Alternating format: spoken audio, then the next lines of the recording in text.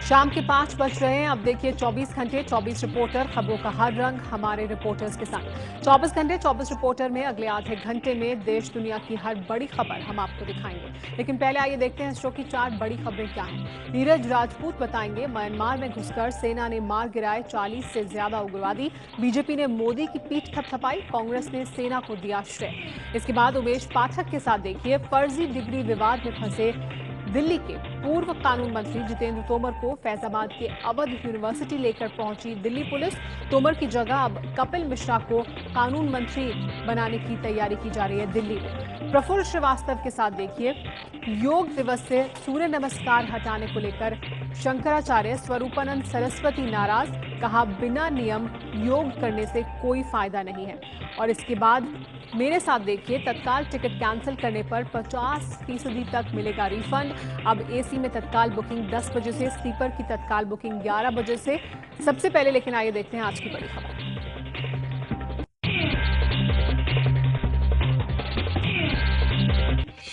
पड़ोसी देश म्यांमार की सीमा में घुसकर भारतीय सेना ने 15 से 20 उग्रवादियों को किया ढेर।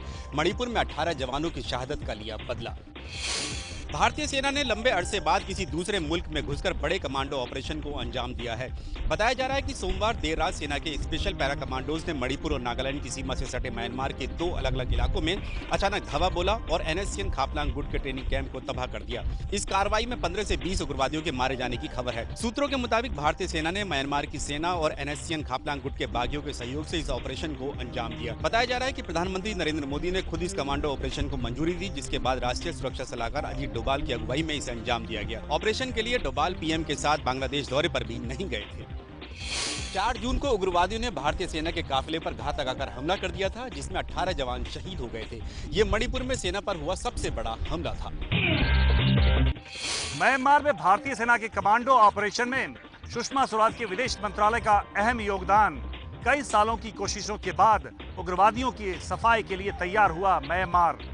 अखबार इंडियन एक्सप्रेस के मुताबिक उग्रवादियों के ठिकाने पर हमले के लिए म्यांमार को मनाने में विदेश मंत्रालय ने बेहद अहम भूमिका निभाई। इसके लिए भारतीय दूतावास में मौजूद डिफेंस अटैचे कर्नल गौरव शर्मा और राजदूत गौतम मुखोपाध्याय के जरिए म्यांमार की सेना से संपर्क साधा गया और उन्हें ऑपरेशन की पूरी जानकारी दी गई। इसके बाद ही म्यांमार की सेना ने सोमवार को भारतीय सेना को पश्चिमी म्यांमार में सांगयोंग इलाके में घुसकर उग्रवादियों पर हमला करने की इजाजत दी।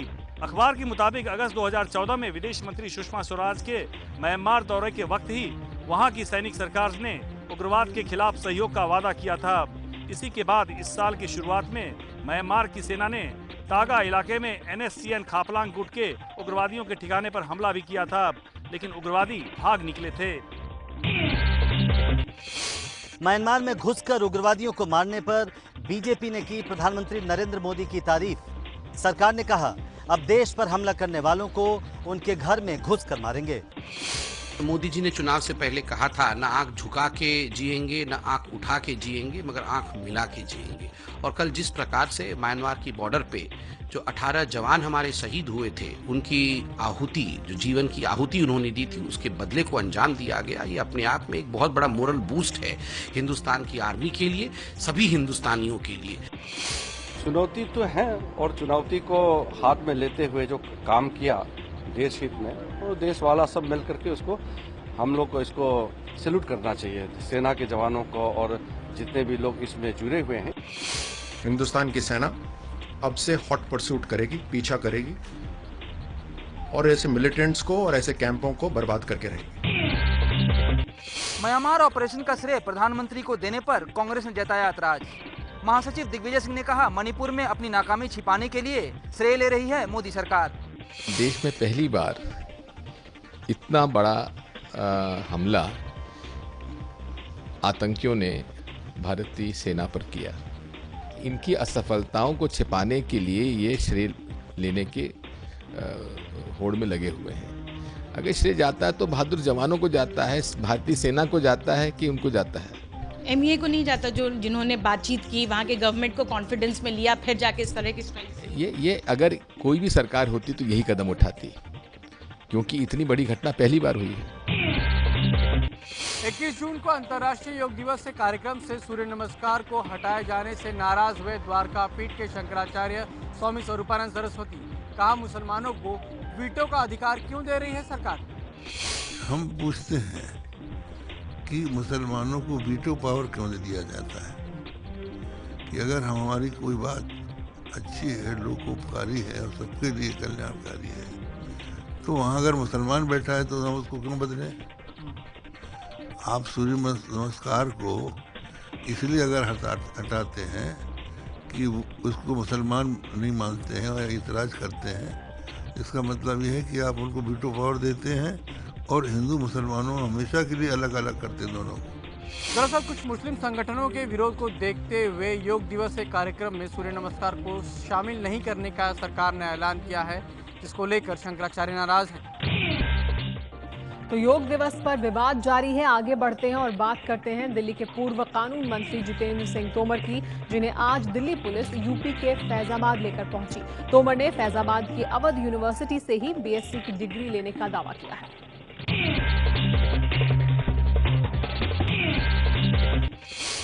दिल्ली के पूर्व कानून मंत्री जितेंद्र तोमर को लेकर डिग्रियों की जांच के लिए फैजाबाद पहुंची दिल्ली पुलिस। तोमर ने गिरफ्तारी के लिए मोदी सरकार पर निशाना साधा। दिल्ली के साकेत कोर्ट से जितेंद्र तोमर को रिमांड में लेने के बाद दिल्ली पुलिस आज इन्हें लेकर यूपी के फैजाबाद पहुंची। तोमर ने फैजाबाद की अवध यूनिवर्सिटी से ही बीएससी की डिग्री लेने का दावा किया है, जो कि फर्जी बताई जा रही है। पुलिस ने यहां तोमर के सामने यूनिवर्सिटी के अधिकारियों से भी पूछताछ की। दिल्ली पुलिस ये जानने की कोशिश कर रही है कि कथित फर्जी डिग्री तोमर ने खुद बनाई थी या इसके पीछे किसी रैकेट का हाथ है। बीजेपी केंद्र सरकार की कहना चाहते हैं।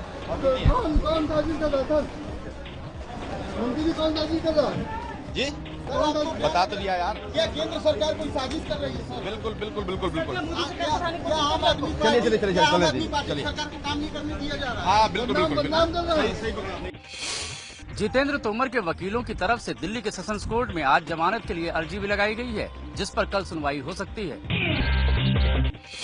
केंद्र सरकार ने दिल्ली के डिप्टी सीएम मनीष सिसोदिया के एनजीओ कबीर समेत 4,470 गैर सरकारी संगठनों के विदेशी फंडिंग पर लगाई रोक।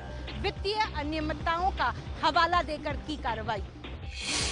हैरानी की बात यह है कि जिन संस्थानों पर कार्रवाई हुई है उनमें जेएनयू और डीयू जैसी कई टॉप की university, supreme court bar association, Scott Hart institute और अल्पसंख्यक मामलों के मंत्रालय के तहत काम करने वाला national minorities development and finance corporation और खेल मंत्रालय के तहत काम करने वाला नेहरू युवा केंद्र संगठन शामिल है। गृह मंत्रालय ने फॉरेन कंट्रीब्यूशन रेगुलेशन एक्ट के तहत इन गैर सरकारी संस्थानों का लाइसेंस रद्द किया है। इन संस्थानों की जांच में सालाना रिटर्न नहीं भरने के साथ साथ कई वित्तीय अनियमितताएं पाई गई हैं। FCRA एक्ट के तहत गृह मंत्रालय इसी साल अप्रैल में तकरीबन 9,000 गैर सरकारी संगठनों का लाइसेंस रद्द कर चुका है। एसीबी के अधिकारों को सीमित बताने वाले और दिल्ली के उपराज्यपाल को और ज्यादा अधिकार देने वाले केंद्र सरकार के नोटिफिकेशन पर रोक लगाने वाली एक और जनहित याचिका पर फिलहाल दिल्ली हाई कोर्ट ने सुनवाई करने से इंकार कर दिया है।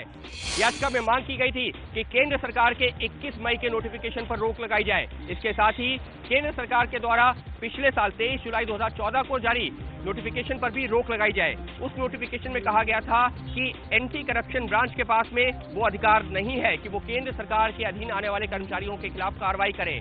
इसी तरीके की एक जनहित याचिका पहले भी दायर हुई थी। आज जो याचिका पर सुनवाई हो रही थी उस पर सुनवाई करते हुए साफ कहा कि अभी इस याचिका पर सुनवाई नहीं की जा सकती, क्योंकि पहले से ही एक याचिका लंबित है, लिहाजा उसी याचिका के साथ इस याचिका की भी सुनवाई की जाएगी। जब मामले की सुनवाई चल रही थी तो उस दौरान दिल्ली सरकार के वकील भी अदालत में मौजूद थे और उनका कहना था कि इस याचिका पर सुनवाई होनी चाहिए। दिल्ली के मुख्यमंत्री अरविंद केजरीवाल अलग अलग मोर्चों पर मुश्किल में घिरते नजर आ रहे हैं। जहां एक तरफ उनके मंत्री गिरफ्तार हुए हैं और एलजी से टकराव उनका चर्चा में है, वहीं अरविंद केजरीवाल के घर के बाहर यहां सिविल लाइन इलाके में एनआरएचएम के जो कर्मचारी हैं वो धरने पर बैठे हैं।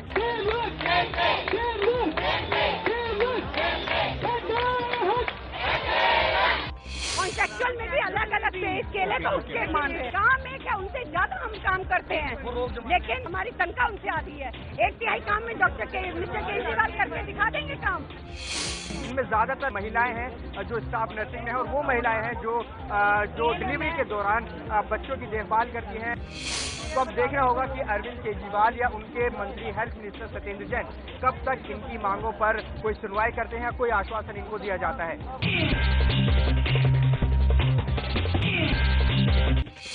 नीतीश कुमार से गठबंधन के बाद अब लालू यादव ने ठोका ताल। पटना में कहा अब बीजेपी बताए सीएम उम्मीदवार का नाम।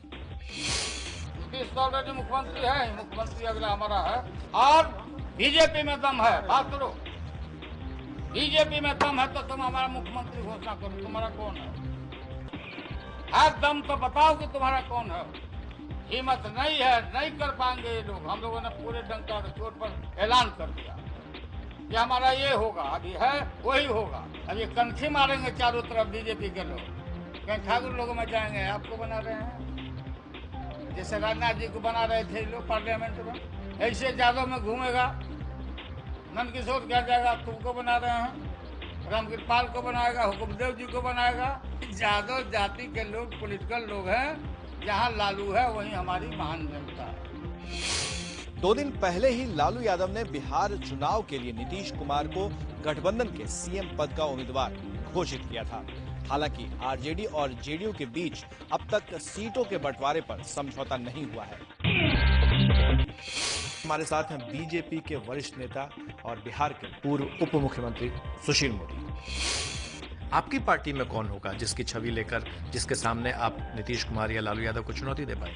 देखिए, कोई छवि आवश्यक नहीं है। इस देश के अंदर 77 के अंदर भी चुनाव हुआ तो कहाँ कोई नेता था। तो कोई आवश्यक ही नहीं कि हर चुनाव में हर चीज में कोई फेस हो। और अभी तो बहुत समय है, केंद्रीय पार्टी तय करेगी। अभी तो उनका कल निर्णय हुआ है। बीजेपी पार्लियामेंट्री बोर्ड या हमारे केंद्रीय नेतृत्व के लोग सारी परिस्थिति का आकलन कर रहे हैं। उसके आधार पर तय करेंगे करना नहीं करना, सामूहिक नेतृत्व हो, किसको करना तो किसको करना। तो ये सारी चीजें तय करने के लिए बहुत समय है, और इसलिए समय आने पर भारतीय जनता पार्टी इन सारी चीजों का विचार करे। विजय शर्मा बने देश के नए केंद्रीय सूचना आयुक्त। केवी चौधरी ने सतर्कता आयुक्त के पद की शपथ ली। राष्ट्रपति भवन में हुआ शपथ ग्रहण समारोह। राष्ट्रपति भवन में आयोजित एक कार्यक्रम में आज राष्ट्रपति प्रणब मुखर्जी ने विजय शर्मा और केवी चौधरी को पद और गोपनीयता की शपथ दिलाई। सीबीडीटी के पूर्व प्रमुख केवी चौधरी को मुख्य सतर्कता आयुक्त यानी सीवीसी नियुक्त किया गया, जबकि सूचना आयुक्त विजय शर्मा को नया मुख्य सूचना आयुक्त बनाया गया है। जरूर प्राथमिकता रहेगी कि जो केसेस रजिस्टर हो रहे हैं वो क्या दरअसल में हैं इस लायक कि उनको पंजीकृत किया जाए। दूसरा है कि जो हम लोग निर्णय पहले दे चुके हैं उनका अनुपालन की क्या स्थिति है। सीवीसी और सीआईसी के पद पिछले 9 महीने से खाली पड़े थे, जिसको लेकर मोदी सरकार की काफी आलोचना भी हो रही थी। रेलवे ने तत्काल के नियमों में किया बदलाव। तत्काल का कंफर्म टिकट रद्द करवाने पर अब 50% रकम तक रिफंड होगी। रेलवे ने तत्काल टिकट की बुकिंग के समय में भी बदलाव किया है। तत्काल में एसी की टिकटें अब सुबह 10 से 11 बजे के बीच बुक होंगी, जबकि स्लीपर और चेयर कार जैसे नॉन एसी के तत्काल टिकट की टाइमिंग 11 से 12 बजे के बीच रखी गई है। प्रीमियम ट्रेनों के अलावा रेलवे अब तत्काल स्पेशल ट्रेन चलाने की भी तैयारी में है। तत्काल स्पेशल ट्रेनों के टिकट 10 से 60 दिन तक पहले बुक कराए जा सकेंगे। ये टिकट ऑनलाइन और टिकट काउंटर दोनों जगहों पर मिलेंगे। दिल्ली से सटे नोएडा में रियल एस्टेट कारोबारी के घर से करीब 1 करोड़ की चोरी। चोरों ने इलेक्ट्रॉनिक सेफ से भी उड़ाया माल। बिखरा हुआ घर, खुली हुई अलमारियां, टूटा हुआ लॉकर। ये नज़ारा है नोएडा के सेक्टर 25 के पॉश इलाके में रहने वाले रियल एस्टेट कारोबारी रमेश बंसल के घर का। बीती रात रमेश बंसल अपने परिवार के साथ शादी में गए तो सोचा नहीं होगा कि वापस लौटने पर घर इस हाल में मिलेगा। रमेश बंसल के घर से चोरों ने इलेक्ट्रॉनिक लॉकर में रखे करीब 45 लाख रुपए कैश के अलावा करीब 55 लाख रुपए के गहने पर हाथ साफ कर दिया। चौंकाने वाली बात यह है कि कारोबारी के घर के पास में ही एक चौकी भी है, तब भी चोर बड़ी आसानी से वारदात को अंजाम देकर 9-2-11 हो गए। अहमदाबाद में बंद पड़े बीआरटीएस कॉरिडोर में बेकाबू कार ने 6 लोगों को कुचला, 2 की मौत, 4 गंभीर रूप से घायल। हादसे की तस्वीरें अहमदाबाद के शिवरजनी फ्लाईओवर के नीचे की हैं। मंगलवार रात करीब 12 बजे एक तेज रफ्तार कार फ्लाईओवर के नीचे बंद पड़े बीआरटीएस रूट में घुस गई और यहां सो रहे 6 लोगों को कुचल दिया। हादसे में एक महिला और एक लड़की की मौत हो गई और 4 लोग बुरी तरह घायल हैं। आरोपी ड्राइवर समेत कार में सवार एक और शख्स को पुलिस ने हिरासत में ले लिया है। बताया जा रहा है कि कार चालक ने शराब पी रखी थी। मध्य प्रदेश के नरसिंहपुर में लुटेरी दुल्हन और उसके 4 साथी गिरफ्तार। फिल्म डॉली की तर्ज पर बुजुर्गों से शादी करने के बाद उनके पैसे और गहने लेकर फरार हो जाती थी ये दुल्हन। नरसिंहपुर थाने में पिछले दिनों शादी के बाद दुल्हन के गहनों और पैसों के साथ फरार होने के 5 मामले दर्ज हुए थे। इसी के बाद पुलिस ने जाल बिछाकर लुटेरी दुल्हन गैंग को पकड़ा। थाने की एक महिला एसआई दुल्हे की बहन बनकर इस गिरोह में मिली। साथ ही सिपाही को अपना भाई बताते हुए उसने शादी की बात चलाई और लड़की दिखाई के दौरान गिरोह को दबोच लिया। लुटेरी दुल्हन का आशिक और गिरोह का सरगना जब्बू मुसलमान फरार हो गया। गिरोह से ढेर सारे गहने भी बरामद हुए हैं। पुलिस के मुताबिक मध्य प्रदेश के नरसिंहपुर के अलावा सागर, बैतूल और दमोह जिलों में भी लुटेरी दुल्हन ने कई परिवारों को चूना लगाया है। अभी तक लुटेरी दुल्हन ने सिर्फ 2 शादियों की बात कबूली है। उत्तर भारत में भीषण गर्मी से लोगों का जीना मुहाल। इलाहाबाद में पिछले 4 दिनों से पारा 47 डिग्री के पार। इलाहाबाद में अधिकतम तापमान 47.6 डिग्री दर्ज हुआ है। वहीं न्यूनतम तापमान भी रिकॉर्ड तोड़ते हुए 30.6 डिग्री पर पहुंच चुका है। इलाहाबाद में लू से एक बुजुर्ग की मौत हो गई है। इसके साथ ही यहाँ गर्मी से मरने वालों का आंकड़ा 12 तक पहुँच गया है, जबकि बड़ी संख्या में लोग लू के शिकार हुए हैं। दिल्ली में भी पारा एक बार फिर 45 के पार पहुंच गया है। मौसम विभाग के मुताबिक अगले 1 हफ्ते तक लोगों को गर्मी से राहत मिलने की उम्मीद नहीं दिख रही है। उत्तर भारत गर्मी से तप रहा है तो उत्तर पूर्व के पहाड़ी इलाकों में भारी बारिश से असम के 10 जिले बाढ़ की चपेट में हैं। करीब 1 लाख लोग बाढ़ से प्रभावित बताए जा रहे हैं। ये नज़ारा असम के बाढ़ प्रभावित सोनितपुर जिले का है। ब्रह्मपुत्र और इसकी सहायक नदियां खतरे के निशान से ऊपर बह रही हैं। सोनितपुर में 2 तटबंध टूट गए हैं, जबकि बोगाई गांव में 2 पुलों को नुकसान पहुंचा है। सरकारी आंकड़ों के मुताबिक असम के 10 जिले बाढ़ की चपेट में हैं और इससे 85,000 से ज्यादा लोग प्रभावित हैं। 50 से ज्यादा घर बाढ़ की भेंट चढ़ चुके हैं और 1000 हेक्टेयर से ज्यादा की फसल तबाह हो चुकी है। असम सरकार ने 12 जगहों पर राहत शिविर लगाए हैं। लगातार बारिश से असम से लगे अरुणाचल प्रदेश के कई जिले भी बाढ़ की चपेट में हैं।